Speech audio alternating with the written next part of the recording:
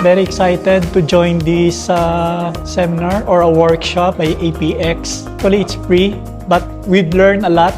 Maraming tanong na nasagot.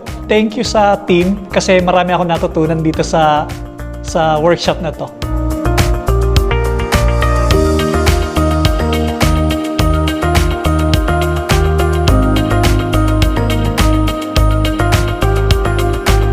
I'm going to cover kung ano-ano ba yung niche. We call it niche or expertise para mas madali nating maintindihan.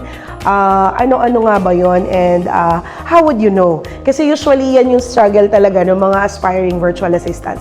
Gusto nila maging virtual assistant but they do not know how to fit in. Ano ba yung pwede kong gawin? Ano ba yung pwede kong maging trabaho? Discussions ni Ms. Andrea, very informative at makakatulong lalo na sa newbie na katulad ko sa napapasok pa lang sa industry na to, na nagbabalak pa lang. Ay malaking tulong talaga.